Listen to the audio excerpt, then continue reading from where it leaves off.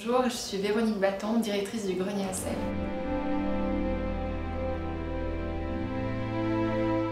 Alors ça, c'est déjà une pièce très particulière parce que c'est pas une pièce en fait. On ne peut pas la définir comme une pièce.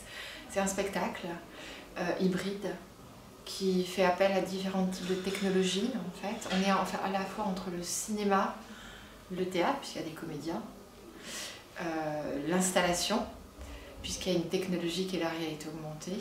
Et ce qui fait aussi la qualité de ce projet, c'est qu'il a associé des compétences essentielles, à savoir un auteur, une autrice, en effet Tania de Montaigne, un metteur en scène qui est Stéphane Fuenquinos, et qui est vraiment un réalisateur de cinéma, lui, qui a fait des films, des longs métrages et d'autres formes cinématographiques, et un ingénieur spécialiste de cette technologie, parce que ni l'auteur, ni l'autrice, ni le réalisateur ne peuvent convoquer les moyens que ceux de la réalité augmentée.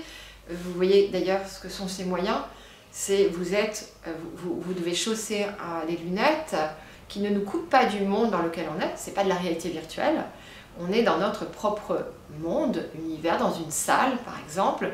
On voit donc nos congénères, les autres spectateurs, un peu de décor, et il y a une réalité augmentée qui s'associe. Notre réalité à nous est augmentée par une autre réalité qui est sous forme d'hologramme, c'est-à-dire que les personnages arrivent comme en nuage de points. Donc ce sont des comédiens à l'origine qui ont été filmés et qui racontent une histoire édifiante, celle de Claudette Colvin, qui est une héroïne, une jeune collégienne.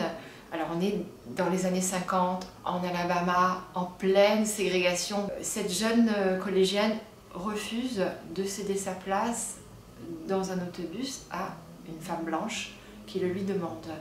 C'est le même geste que Rosa Parks fera quelques mois après, dans le même autobus, sur cette même ligne, dans cette même ville. C'est une histoire qu'on ne traite pas aux États-Unis et que Tania de Montaigne, qui est une auteure française, a ressuscité. Elle a fait une enquête aux États-Unis quand elle a entendu parler, mais elle a retrouvé la trace de cette jeune femme. Elle a écrit un ouvrage, donc chez Grasset, qui retrace cette histoire. Il y a eu une passation du livre à la scène.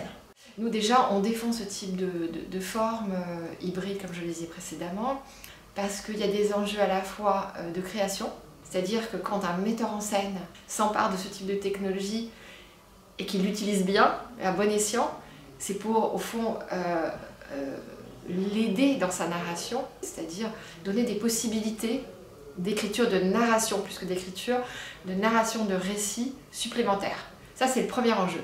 Et on le voit vraiment quand on fait l'expérience. On ne peut pas le raconter, il faut le faire. Ensuite, c'est des enjeux publics pour nous. On s'est aperçu que ces nouveaux formats qui embarquent des technologies rendent un peu plus captifs, un peu plus intéressés les jeunes générations. Voilà.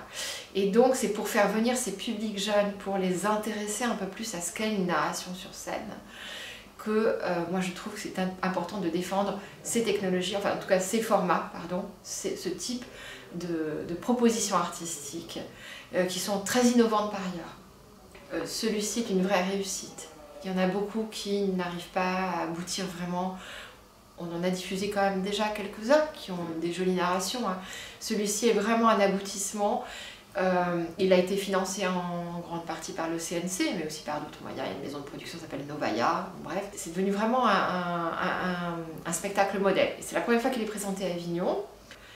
Il a été présenté dans la sélection Cannes Immersive, Festival de Cannes, et il a eu le prix. Et il avait été présenté au Centre Georges Pompidou.